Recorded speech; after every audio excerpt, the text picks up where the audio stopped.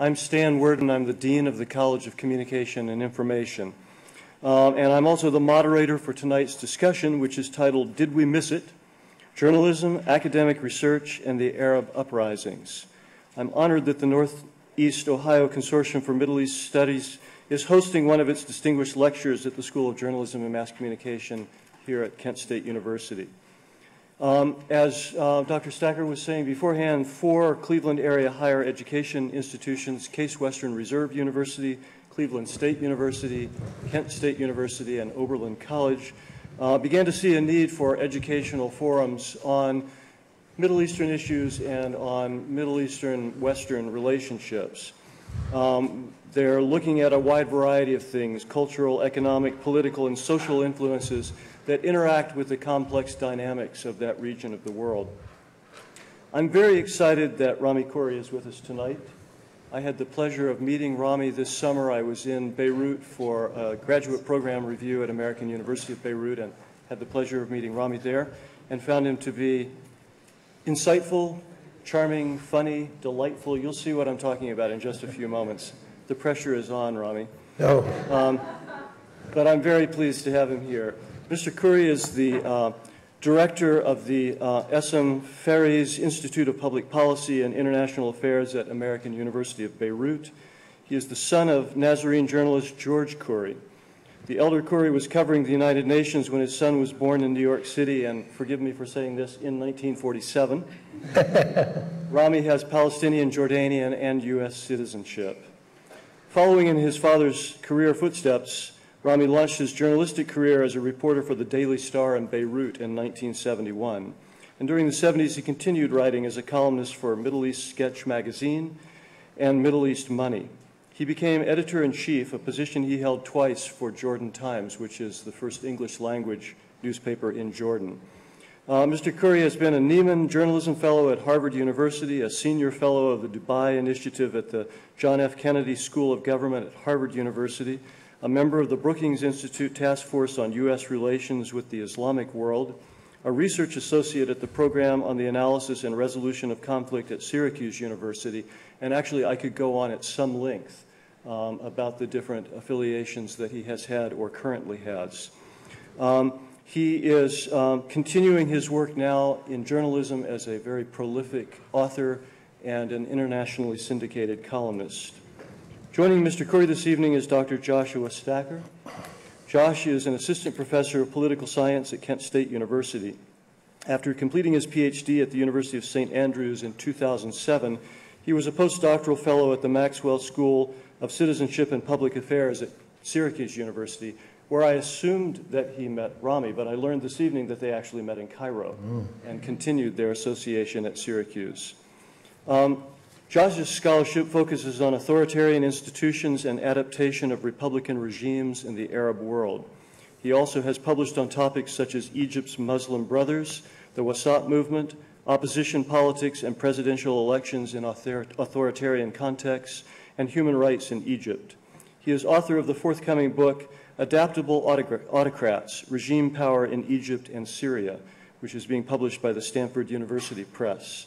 Josh is a frequent contributor to Middle East Report, in addition to having published articles in some of the other top journals in his discipline. So I ask you to please join me in welcoming Rami Khoury and Joshua Stacker.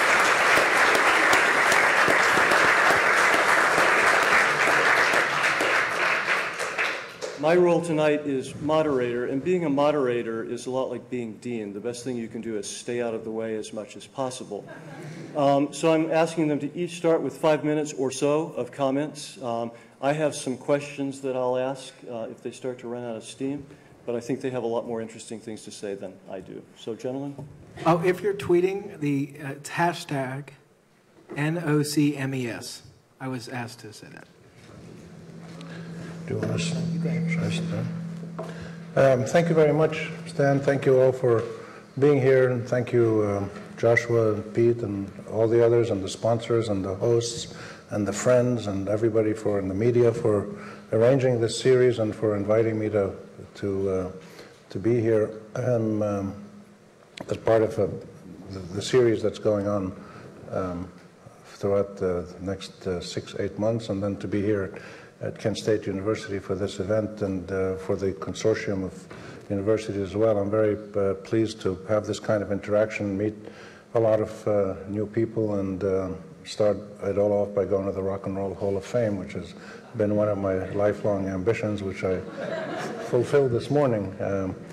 And I will, in 3, 4, 5 minutes, I'll just make a couple of quick comments, and then we can hear from Joshua and then take it in any direction that you would like.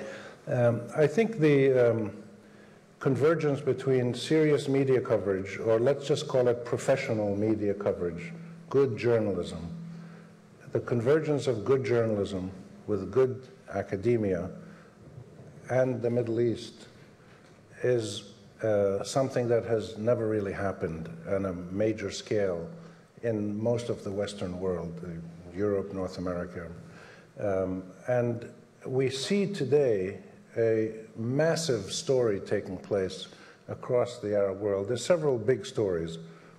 The US getting out of Iraq and Afghanistan eventually, the issue of Iran and its relations with the West and others, Turkey's prominence in the region, the continued Arab-Israeli conflict and attempts to resolve it, the issue of terror and counter-terror that keeps raising its head.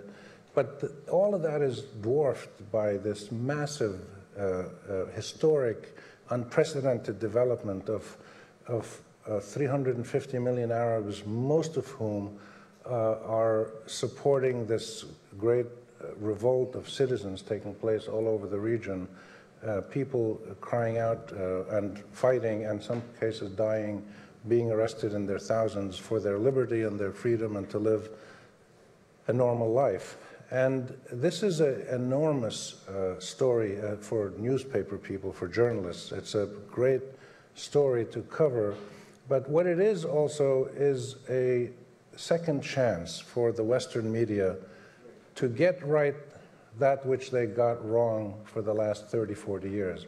In other words, I believe the Western media essentially failed in its professional duties, broadly speaking, with a few exceptions here and there, of course, but broadly speaking, the Western media failed in its professional obligation and the dictates of good journalism to tell the story of what is going on in the Arab world, because the media was distracted or hijacked or pressured or whatever into essentially covering the aberrations of the Arab world and the Middle East: terrorism, oil, the violence, the political extremism, and a highly exaggerated focus on religion rather than looking at the underlying politics of what's going on, and nationalism and the issues of people's rights, and missed the greatest story of our age, which is 350 million Arabs who have been, for decades now,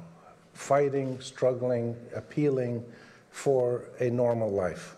And all that the media has reported is the abnormality and the aberrations and the extremes in our region, rather than the quest by ordinary people like us to live a normal life. And finally, this process was sparked on December 17, 2010, by a man called Mohammed Bouazizi, and then in Cairo by a man called Khalid Said. Mohammed Bouazizi set himself on fire.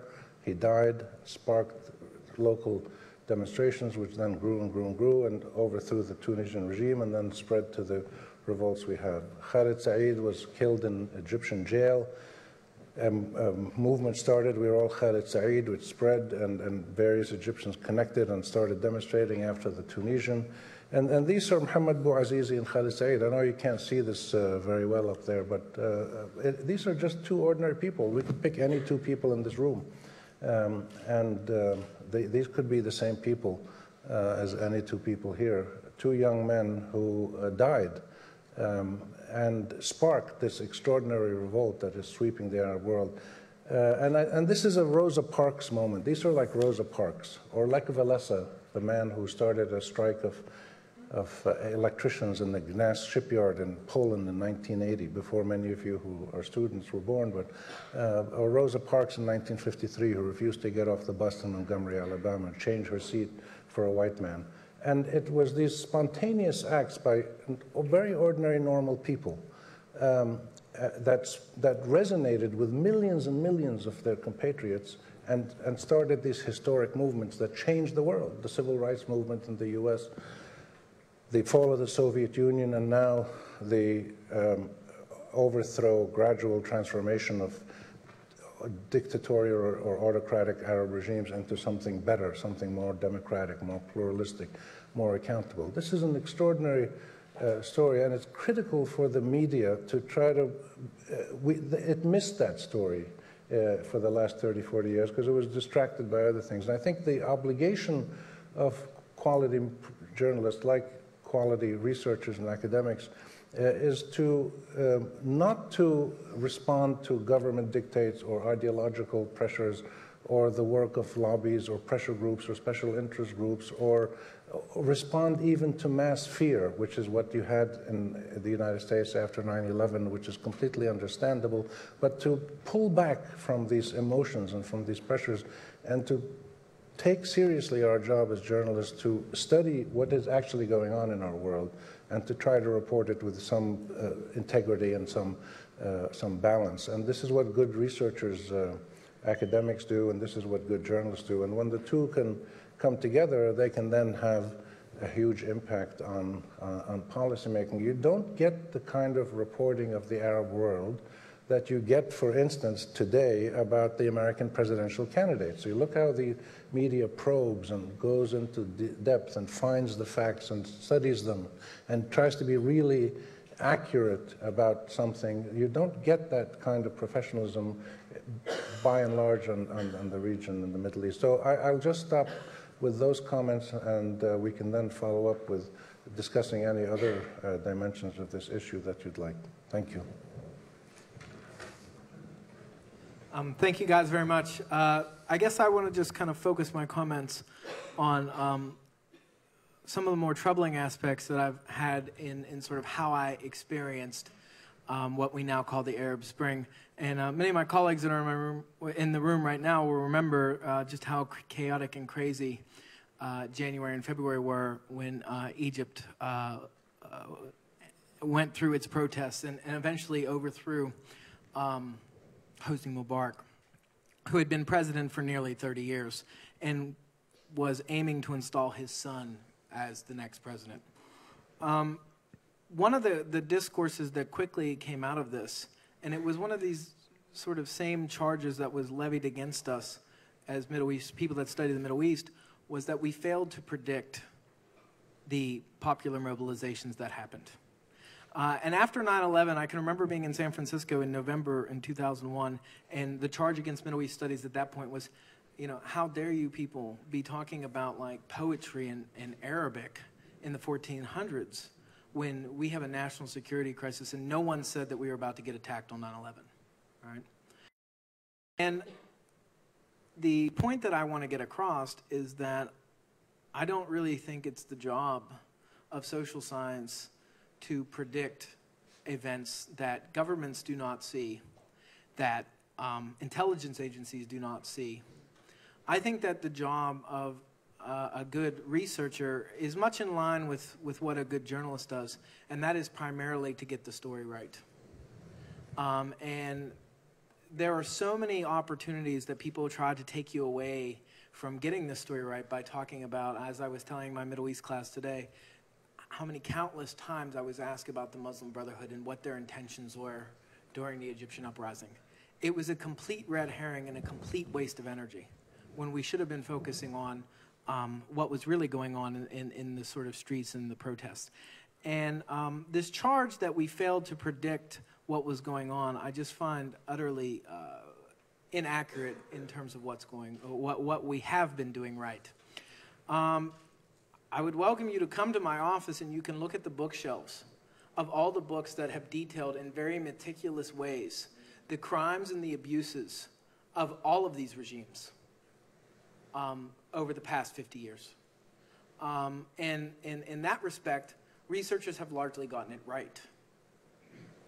What we had, and our theories about why it works the way it does have largely been accurate as well. If you would have looked at what we were saying on in December of 2010, before Tunisia erupted, before Egypt erupted, before the rest of the protests started in the region, what you would have found is the reason for persistent authoritarianism are the fact that the coercive apparatus have held up and have been on the side of the executives, whether that executive is a monarch or a president. And secondly, that an international order and global powers are in favor of what they call stability in the region. And this is what makes what Rami's talking about so impressive, because the international order didn't come together and become very fickle about who they wanted in power and who they didn't want in power. And the security apparatuses didn't just disappear overnight or turn on these longtime incumbents. What actually happened was they were overrun by popular mobilization. And this is the first time since probably the 19-teens that we've seen Arab populations actually have the initiative for once, right? Taking them away from these sort of powerful governments, these very repressive governments.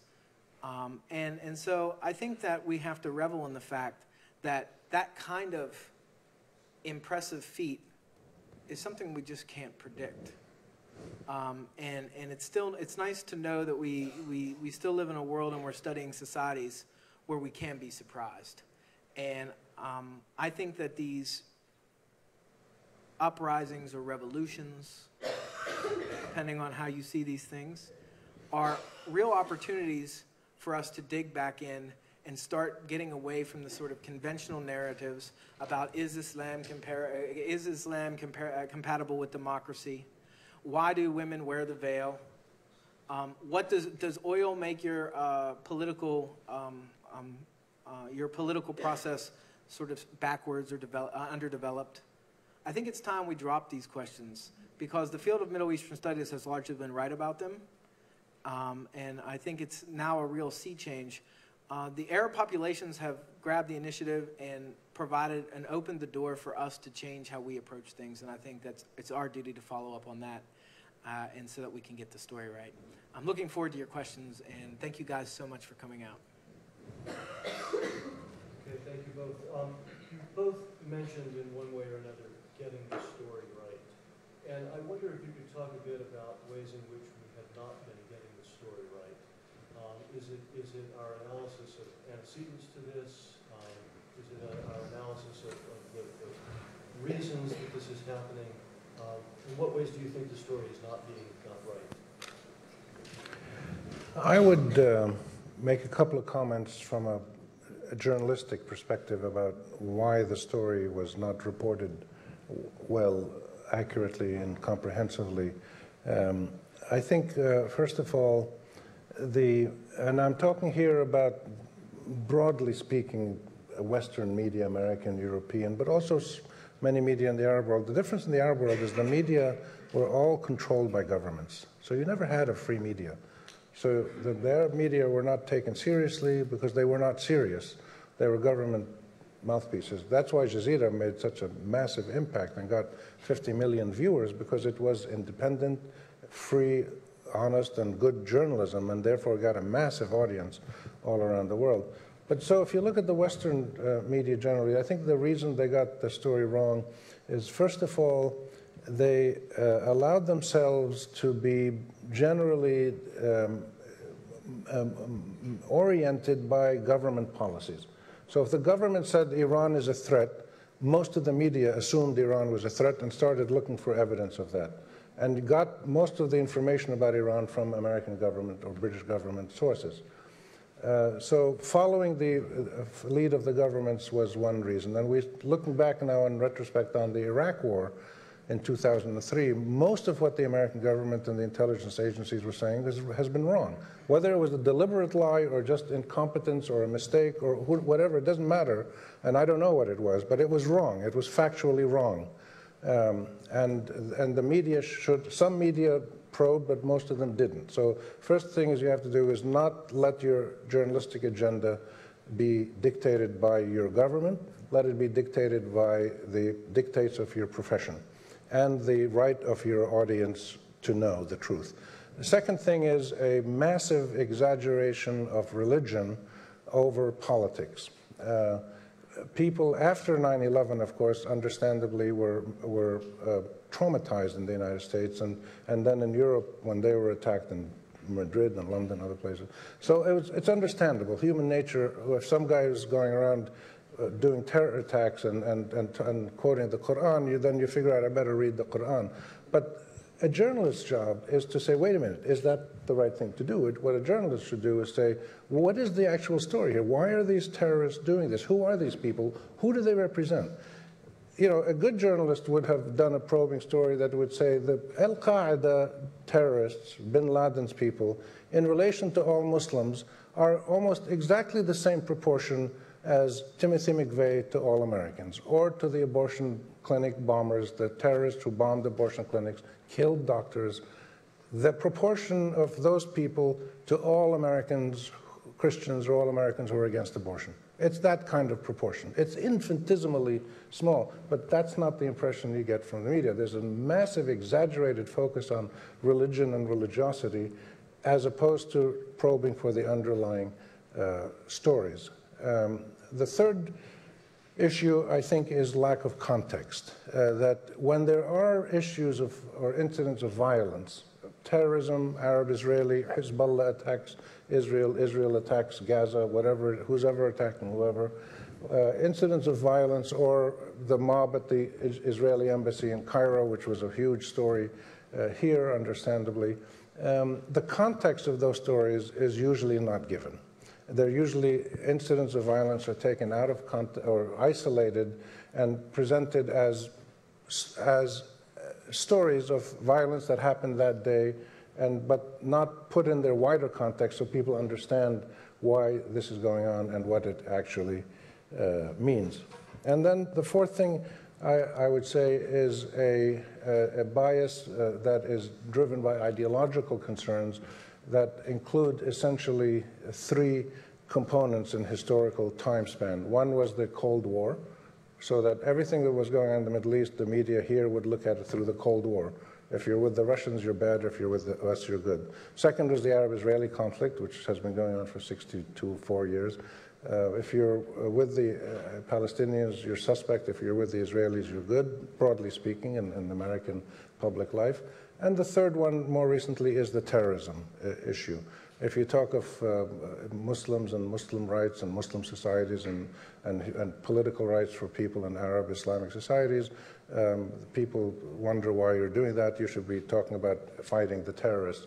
So these three issues, the Cold War, the Arab-Israeli conflict, and the terror and anti-terror world, have woefully distorted journalistic coverage. I would mention those four things quickly. There's many other more nuanced things, but when you put them all together, what the basic issue is, you've probably never seen a picture in the American media of an Arab university auditorium like this. You just haven't seen it. But this scene takes place every day in hundreds of universities across the Arab world. Men and women and together, and visitors and professors and deans and community members talking, discussing things. You just don't get a portrayal of ordinary people in the Western media from the Arab world or Arab Islamic world. You only get the extremes, the distortions, the aberrations, and usually they're tinged with violence or religiosity. And this even applies to domestic coverage. Some very good work has been done by Suad Joseph at UC Davis about covering American media, the quality of American media, reporting about Muslims and Arab Americans and Muslim Americans in the United States, not in Yemen and Pakistan, in the United States.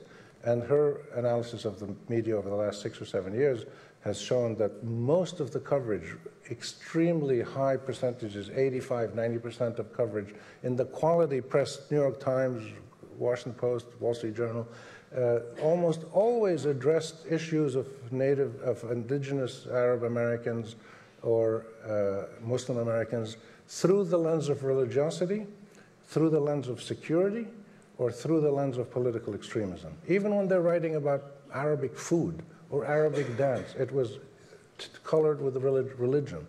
And that is not how people live their lives. So the normal, the ordinary, the humanity of our region was missed by the mainstream media. I mean, I don't really have a whole lot to add to that, and I feel like I'm sort of kind of repetitive for my Middle Eastern studies students that are in the audience. But I mean, essentially, the message that I'm always trying to get across is that rather than rely on cultural explanations, we need to look for sort of political or economic understandings for why people are behaving in very predictable patterns, and that, you know, when we speak about sort of cultures, right? We don't talk about a culture of violence in America. We talk when violent outbreaks happen, we localize it and we say, well, this is exactly why this happened. That, you know, this person was mentally deranged, or they had access to weapons, or this, that. It was an isolated incident. But that is never the case when we talk about incidents of violence in the Middle East, and particularly the Arab world. It's always a sort of cultural problem that we have to address, like what's wrong with Islam. And so, you know, again, I think that the political and economic structures can give us far more nuanced and far more enriching answers to these problems that are contextualized. And the context does matter. And so my advice would be that we try to get these sort of nuanced explanations when we're looking at these other societies. And essentially, if you wouldn't ask that question about your own society, why would you apply it on another society and make it sound like it works? So if you wouldn't say, is Christianity compatible with democracy? If that sounds silly to you, then it's just as silly to say, is Islam compatible with democracy? So, I mean, it's about having the same amount of nuance that you have to your own societies as you do to another society. And in the process of sort of humanizing this, we can understand why conflicts emerge and happen as they do. If I can just add, there was a moment when Christianity was not compatible with democracy in the modern world. Italy, Greece, Spain, Portugal, Latin America, very Christian societies were non-democratic for decades and decades and decades. And nobody ever raised the question of, is it because they're Christian? There were other reasons. So I think people need to look at our societies in the Arab-Islamic region, or what I call the Arab-Asian region, and apply the same criteria. You know, when Martin Luther King was leading the civil rights movement and speaking and quoting the book of Deuteronomy and the book of Isaiah and making these fiery speeches, and people were out marching and fighting for their rights, people who wanted to understand what Martin Luther King was doing didn't say we should go read the book of Deuteronomy and Isaiah. Like they do in our region, they say we should go read the Quran to find out what people are doing. It's good to read the Quran and Deuteronomy and Isaiah and the Hebrew Bible and the New Testament. They're all amazing works of faith and divinity and history and anything else you want to look at. And I've read all of them several times for my work. But you don't read them to understand what makes people behave politically. If you wanted to understand Martin Luther King and the civil rights movement, you didn't read the Bible, you read the American Constitution. And you ask yourself, why is this Constitution not applied to African Americans? If you want to understand why people in the Arab world are going around saying, now, free at last, Allahu Akbar, we're free at last. Because Allahu Akbar means God Almighty. And that's exactly it's exactly the same thing. It's people calling on their religious faith and their values to achieve freedom in a temporal political world. And they're calling on their God and their faith as a mechanism of mobilization and motivation to achieve political ends, to redress political inequities. And that balance between religiosity and political denial and political subjugation is the critical balance that we have to understand the media does it well when it's reporting about domestic issues here in the United States, but it applies a different standard when it has to do with Arabs or Muslims. Let me follow up on that. You both talked a bit about understanding the root causes. So I'd like to hear you address that. To what extent are the Arab uprisings rooted in politics? To what extent in ideology? To what extent in structure in the region? And to what extent is this a personal expression of identity and freedom? In some respects, I think that there's a little bit of all these things mixed in. I mean, it becomes very hard to even talk about the Arab uprisings because of the names that are kind of being thrown down on them. At one point, I think they were calling the Tunisian uprising, they were calling it the Tulip Revolution, and Tunisians were like, what? What's a tulip, right? I mean, but there was this this sort of this desire to name this revolution, or to color this revolution in a certain way, and it just had no resonance at all with the sort of local populations, and then some of the other sort of names that are being applied to these things, and I'm guilty of using them too, just for the sake of if you want to explain something to a fellow American. The Arab Spring, because if I try to say the Arab uprisings, people are like, what is that, right? But if I say Arab Spring, like, oh, they get it, all those people that are mad and protesting. But, there were other names like the Arab Awakening. I mean, like Arabs were asleep, right? Like they were, it's borderline, it's discriminatory, the language that's used. And so even Arab Spring, it implies like, right now is this moment, and it's transitionary, and it's sort of a quick moment. When in the fact of the matter is, and I'll speak from the Egyptian sort of example, the Egyptian protests that were going on against Hosni Mubarak started back in 2000 or 2001. We can trace them back that far. And with every regional upheaval and with every domestic maneuver, they became more and more centered on Mubarak. And, but they were connected to the Palestinian Intifada, they were connected to the Iraq War, they were connected to Mubarak's attempts to swindle people with elections and place his son into power. They were connected to neoliberal economic reform, which if you read WikiLeaks, and I'm an avid reader, the former ambassador of Cairo said, neoliberal reform's going great here. There's just this small problem. It's left 35 to 40% of the population in irretractable poverty. So, I think that there were all these sort of things coalescing in a way, and it is about identity, right? This is about, the first thing Egyptians did when they kicked Mubarak out, or when they asked their military to kick Mubarak out, was they cleaned up the country. Like they were claiming back their country. And so there's very powerful forces at work. But again, we have to understand it as a historical process that's undergoing. It just didn't happen, right? That's where I would kind of direct my comments. It's very important to understand what Joshua said, the point that this started a long time ago.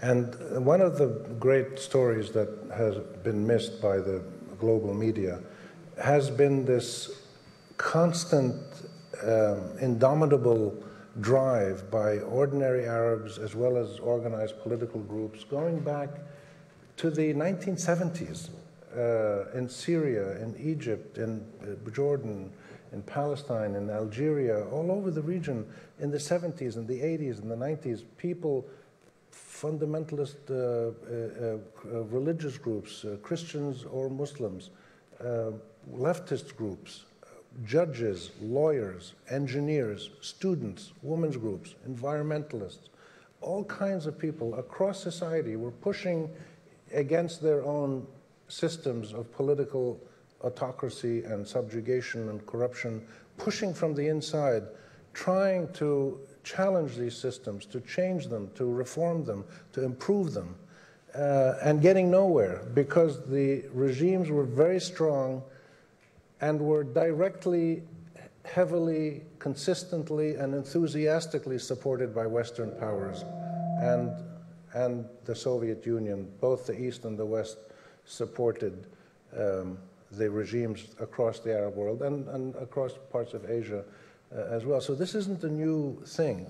This isn't a new revolt. This is a process that has been attempted for years and years and years. And even when it was attempted democratically, in Algeria, the Muslim Brothers won in the early 90s an election. Hamas won an election in Palestine. When they won democratically, they were not allowed to share in government. So the resentment, the anger, the dissatisfaction has been building up for decades and decades.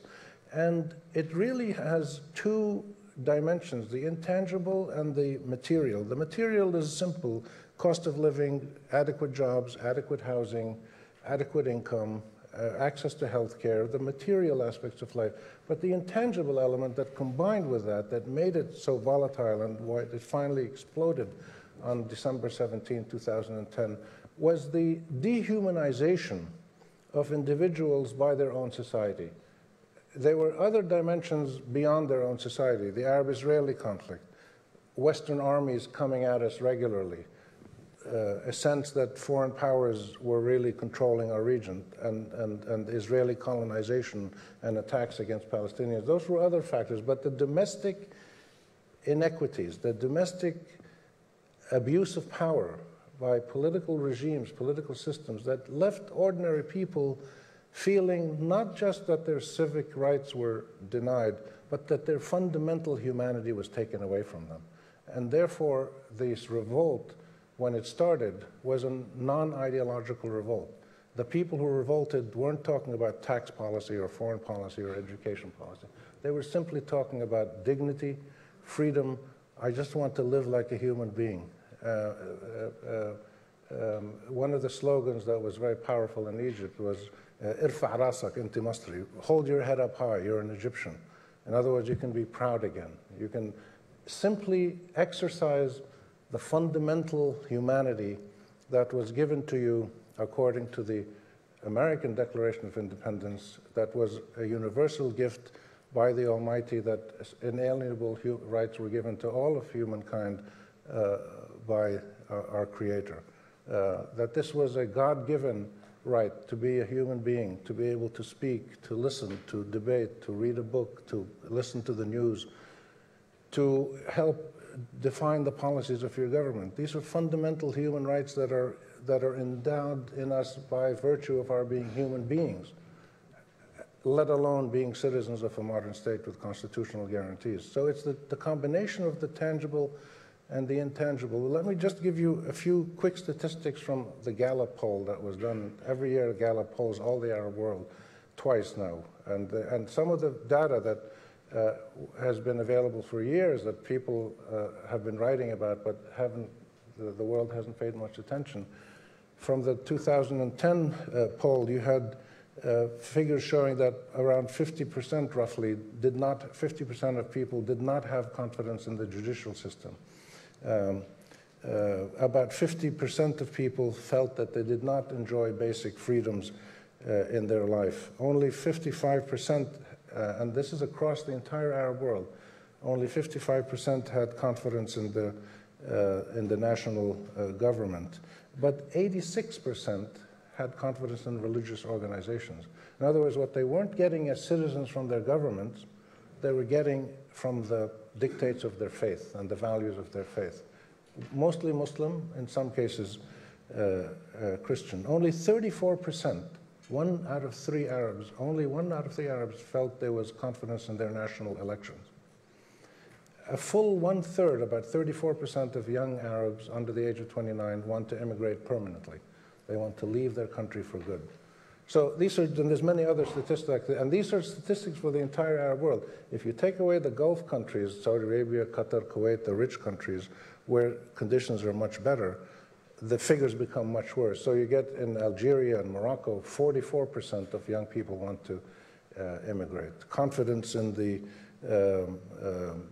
government goes down to 42%, 43% in some cases. So there's huge, widespread and deep dissatisfaction with the fundamental structures of society, the judiciary, the media. The confidence in the media was around 35, 40% only, very low, until Jazeera came along. So we've known this for many years, and these things finally all came together. Why they happened last December, why they were sparked by Hamad Bouazizi's killing himself, is one of these historical facts that, you know, we know. Why is it that Steve Biko came along, or Rosa Parks, or Martin Luther King, or F.W. de Klerk, or Gorbachev, who changed the Soviet Union? These individuals who change history, you can never predict when they will act. But when you see data like this, and you study and you know the situation of these countries is unsatisfactory for the majority of citizens, you know that something is going to spark a change at some point. I'd like to change directions just a little bit. I've got a couple of questions that are related to each other, and they have to do with the duties of both journalists and scholars. The first is, you know, in addition to clearly having a duty to their craft or their science, scholars and journalists come from nations and have some sort of patriotic duty as well, presumably. And it has not been unusual, at least in the 20th century, for both scholars and journalists to have some sort of connection to the intelligence agency of their own country. Where do you think the greater duty lies for people in either of those two fields? Is it to the craft of journalism or the science, or is it that patriotic duty, and how do you balance those kinds of things? I think, I don't know that I can speak for political science, but I can speak for myself. I'm doing my duty by remaining committed to the people that trust me enough to tell me information in the area of the world that I study. I have a very hard rule, and that is that I do not consult in any capacity with any government if it's off the record. I have a stock email that I send back all the time saying that thank you for your interest in my work. All my writings are available online. And that is a norm that I think is picking up. But there are, I know many of my colleagues don't share that and will go and talk to intelligence agencies and whatnot. But I think that by doing what we choose to do and study this part of the world, I think we have a commitment to the populations that we're studying, that they can feel safe and secure telling us what they think or what they do. And I feel that I'm being patriotic by exposing the story as opposed to telling my government how best to kind of put in policies in place that may be detrimental to the population that I study. I think academics and journalists are similar in that they both study the world, gather information, do some analysis, and then write their conclusions, but then they put their work out in public. What we do is in the public realm. We're not like private consultants or private detectives or doctors who have, or lawyers who have confidentiality. Our work is designed to be put in the public realm. And therefore, I think the most useful thing we can do for the national security of our countries is to be good journalists and good scholars and get our information out there and challenge the prevailing norms in our countries, whether it's me in Jordan, Lebanon, or Palestine, or people here in the US or England. That's the most useful thing we can do. I've had intelligence agencies in Arab countries approach me, sometimes, you know, slightly menacingly, but approaching me and asking me to, you know, sort of say, look, you know, we know you talk to a lot of diplomats, you talk to a lot of foreigners, we'd love to have you just let us know if there's anything you hear. I say, yes, sir, everything that I hear is in my column. It's published every Wednesday and every Saturday. Read it in the newspaper, and that's the only information that you will get from me, and I'm happy for you to read it. And if you don't understand something, then read it next week, because I'll clarify it the next week. But everything we do is out in the public, and that's the way it should be. Thank you very much. I think we've got some questions in the audience now, so go ahead. I had a quick question just about sort of the flip side of that patriotism in terms of a nation, and rather looking at it as a global idea of responsibility. And one of the things that is really connecting me to this is what's happening with Occupy Wall Street. And there are so many different issues, the use of technology, of non-mainstream types of media, grassroots inter-exchange of what's happening. Some of the other alternative media sites, which is where I get a lot of my information. Dr. Corey brought up Al Jazeera. And I was wondering if you've taken a look at Noam Chomsky's editorial in the last week, Is the World Too Big to Fail?, where he makes many of the connections between what's happening on the streets in the Arab, quote-unquote Arab, and I'd like to say at least as well as African world, because a lot of this is happening in Africa. And as a professor of Pan-African Studies, I'd be remiss not to mention that. To what's happening here for the mass of people. I mean, when we look at the Abu Dhabi Gallup poll statistics, in certain ways what it shows us is that many of the beliefs that Muslims have in these countries are very similar to the beliefs that we have as Americans within our own country. I doubt many of us have a great deal of faith in our judicial system, in our economic system, in our political systems, as we face many of the same struggles with healthcare, access to education, access to finance, etc. So I'm wondering if you can discuss some of that from a global perspective, how this quote-unquote Arab Spring really has an impact for all of us globally. I would just comment briefly that I think there's two things that really connect the whole world very intimately, which is economics and media. And then you have other things, but those two are really global now. So it's not an accident that most of the criticisms I make of the media coverage of the, say, Arab world are criticisms that can be made of many countries around the world. Because they often take their cue from each other. So what the New York Times does, and BBC and CNN tend to be copied by people all over the world. That's changing a little bit now. And same with economics, that there's we saw it from the economic problems of 2-3 years ago that are continuing. And now you're seeing these demonstrations all over the world. I was flying here this morning from Washington, and I was smiling like a baby on the plane because I was reading the front page of the Washington Post, and there was an article saying that the Occupy Wall Street demonstrators are now starting to spread across the United States, and they're inspired by the Arab Spring. And I was just smiling like a baby. I said, wow, this is amazing. If we are, and we saw this in Spain, we saw it in different countries in the last 2 or 3 months where demonstrations, and there's similar discontents. People have similar problem. The difference is that in this country, you have mechanisms to redress grievance.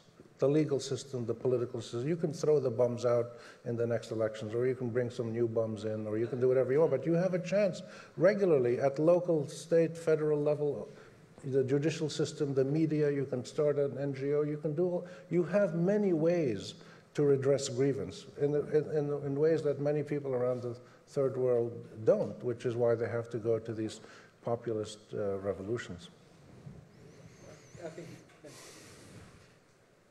Yes. I'd like to make a short comment, and I have a question. My comment is that I think that even in America right now, we are in sort of a crisis mode of understanding or reflecting on the difference between loving your country and loving your government. Your government is not your country. Your country produces the government. And I think that we are sometimes, this is a confusion that happens in many places, where people will always love their country, even if they don't understand their government. One implies a certain level of literacy and access to information, et cetera, et cetera. But what I'd like to ask both of you about is youth. I was in Senegal when they had their second demonstration. And one of the most exciting things about it was the flow of young people who were organizing, who were using the internet, who were getting committees together by neighborhood. I have the impression that youth were very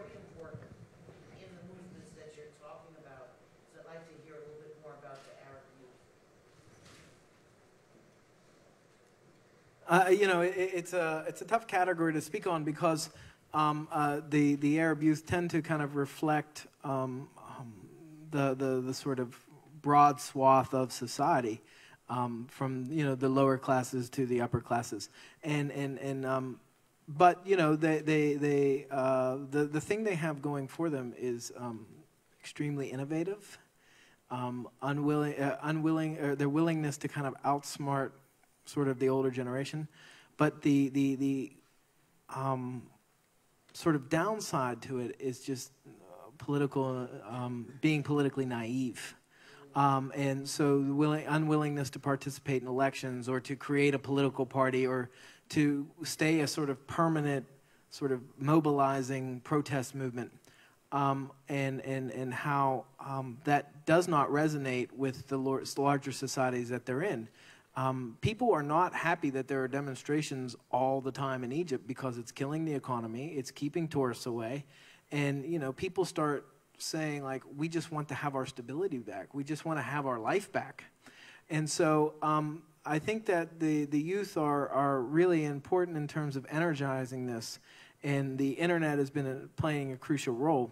But what I've noticed in my own sort of unscientific sort of analysis of this is that the internet has led to just as much political fragmentation as it has political opposition. And in fact, pretty much all the generals of the Supreme Council of the Armed Forces, SCAF, in Egypt, they all have Facebook pages now. So you can like your favorite general.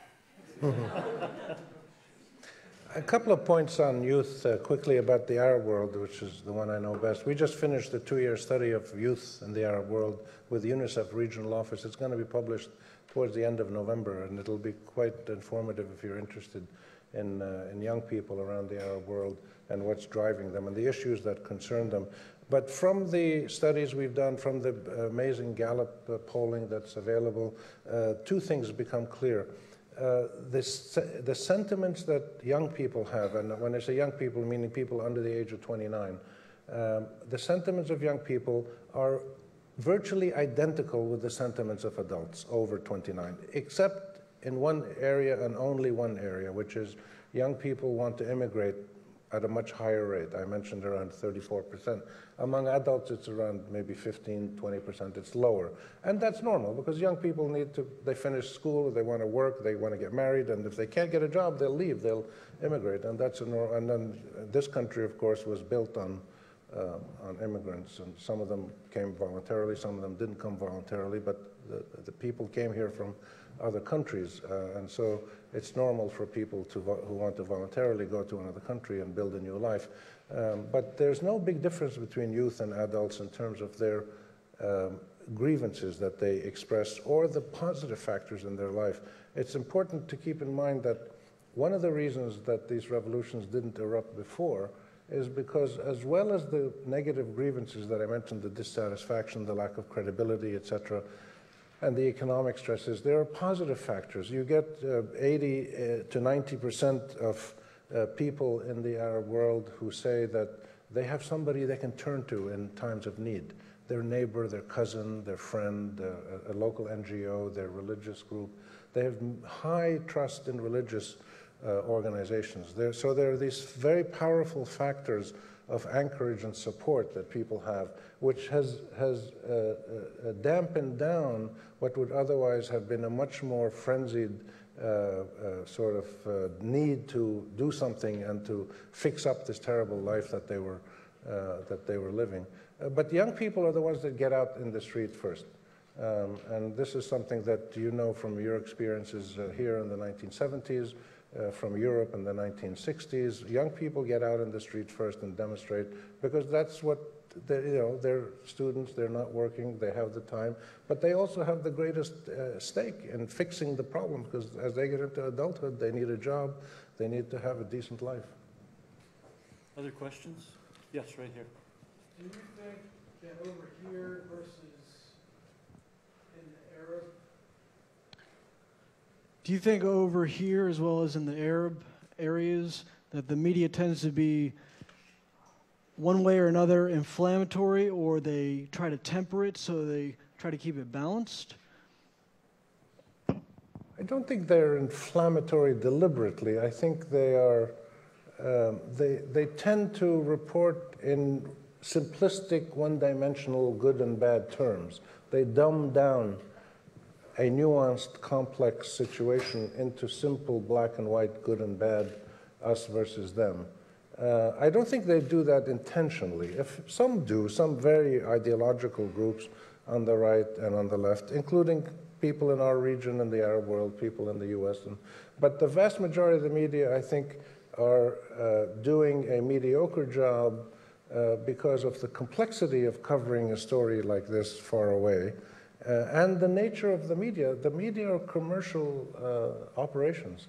They're not charitable societies. They need to make money. They make money by catering to an audience or pandering to an audience, and also being careful about what commercial pressures they might get if they stray too far away from accepted political sentiments or ideological sentiments. And therefore, they reflect their society very much by catering to what public opinion feels.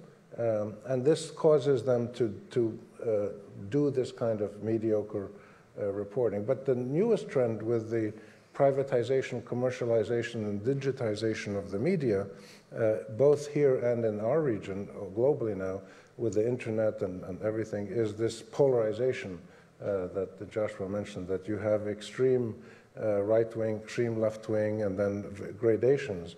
So you rarely have media now that cater to a wide audience like you used to when I was in journalism school 40 years ago, when you had a few national media outlets that tried to cater to the whole society. Now that's not the case anymore.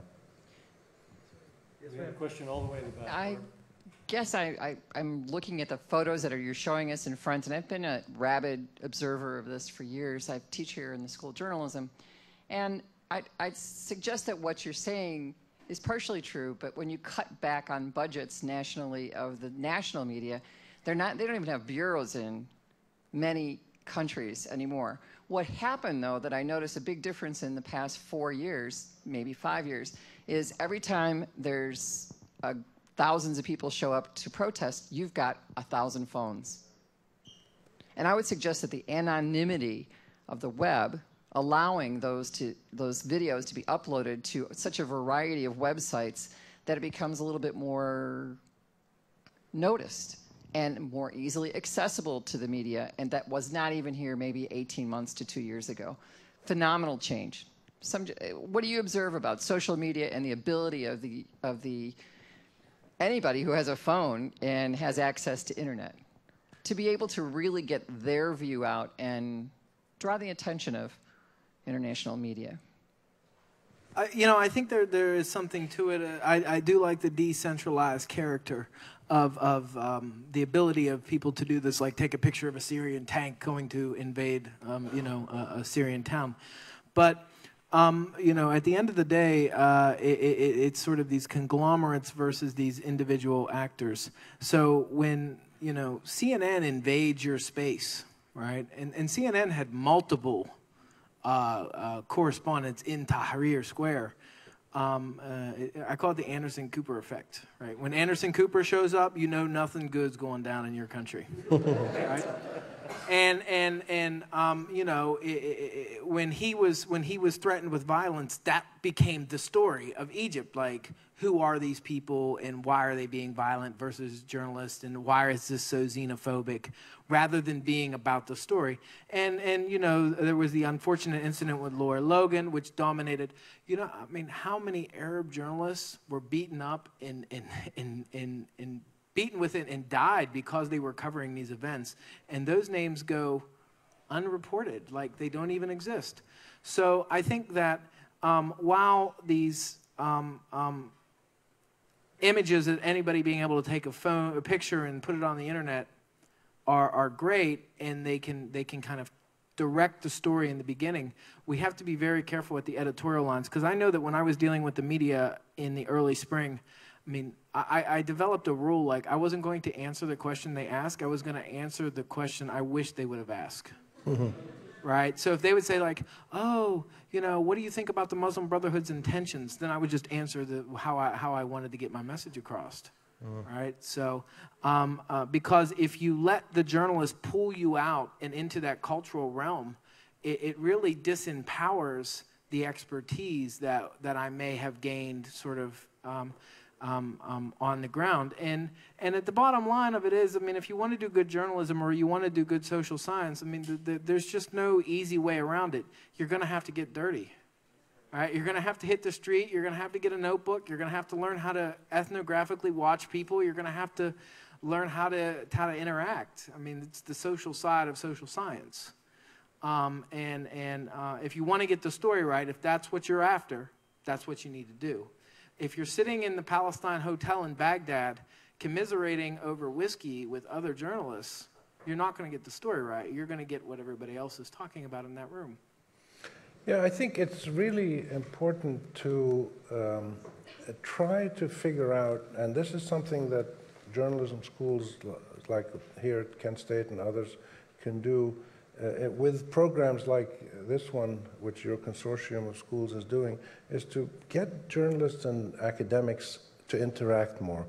Because academics really know, by and large, my impression is that almost all the academics that I've met, even if they have an ideological bent here and there, which some of them do, but they know the reality. They have to do serious research. They're subjected to accountability criteria for publishing, for promotion, for other things that are really quite strict. And therefore, they can't really mess around too much. They have to do serious work.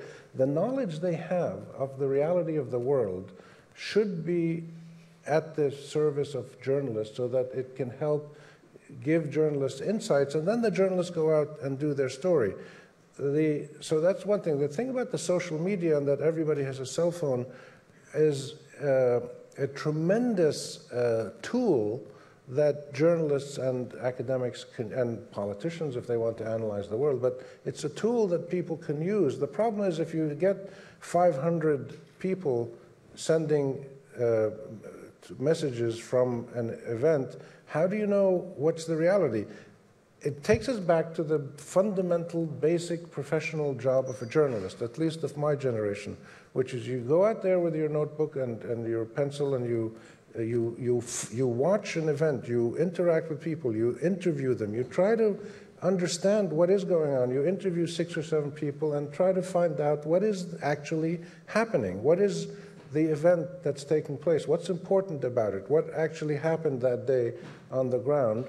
And then present that to your audience, if you're writing a story or radio or TV, whatever you do. The job of the journalist is to synthesize these 500 cell phone messages and study them and say, this is my best analysis of what actually happened. Because the audience cannot digest 500 cell phone messages. That's the journalist's job, and that's the academic's job, to analyze the world and present a synthesis of it, which hopefully is accurate, balanced, relevant.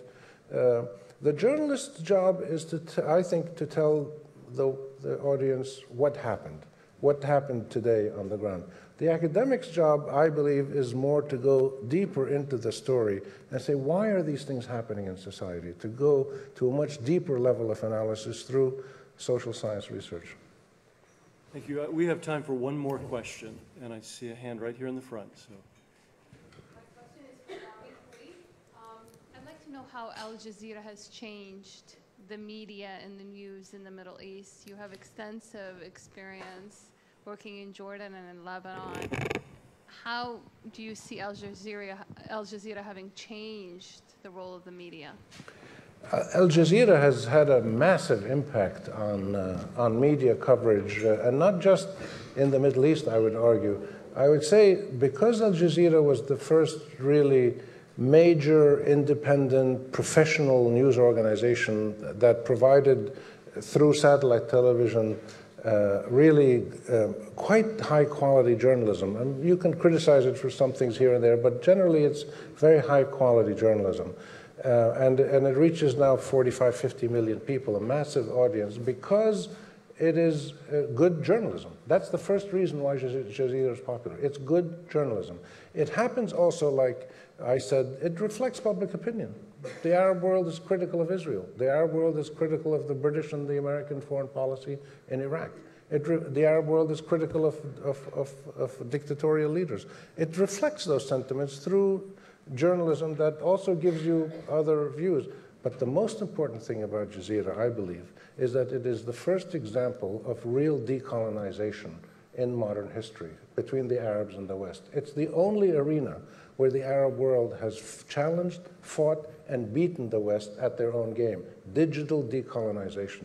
And this is why people in the West are going crazy and creating Arabic language television stations, most of which are nonsense. Al-Hurra, British BBC Arabic, French Arabic, Russian Arabic, Chinese are creating one. Everybody is trying to create Arabic language stations to compete with Jazeera, and they can't because they don't have the credibility that Jazeera has. So this is an incredibly important example of real decolonization, and it has then gone to the next step by doing a good job journalistically of covering the Tunis demonstrations in December and early January of last year.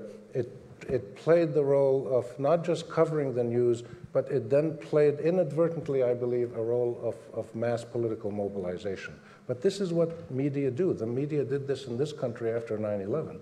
It would mobilize the whole country to support the war in Afghanistan and the war in Iraq. If you like it, if you don't like it, that's something else. But it did it because there was mass anger in the United States. The media reflected that, and it then took on the role of not just reporting the news, but of being an agent of social and political mobilization. And we have to accept that as a normal function that news organizations do. Before I turn it back over to the Dean, I just, as one of the founding members of the Northeast Ohio Consortium for Middle Eastern Studies, want to thank you guys for coming and making this event a success. Please sign our sign-on sheet so we can give data back to our grant agencies. Fill out your little forms about what you thought of this event. And if you're interested and available tomorrow between 12 and 2, Rami will be giving an address sponsored by the City Club at St. Ignatius High School at the Breen Center tomorrow. And I'd just like to give everybody thank you guys for coming, and also thank the NOCMAS team and Civic Commons, Dan Malther, for excellent job. And of course, Dean Weirden and the Journalism School, thanks so much for hosting us. It's our pleasure. If you permit me just a 15-second public service announcement. This event tonight was streamed live on the Civic Commons website. I'm a member of the board of the Civic Commons in addition to being Dean of the College of Communication and Information. Civic Commons is a nonpartisan group that is dedicated to fostering civic dialogue in a civil manner using both traditional means and new technology. If you're interested in knowing more about it, go to civiccommons.org. Actually, you can get there through civiccommons.com also. And there's a sign-up sheet out here so that you can get on their email alert list as well. Please join me in thanking Rami Curry and Josh Stacker for a wonderful presentation.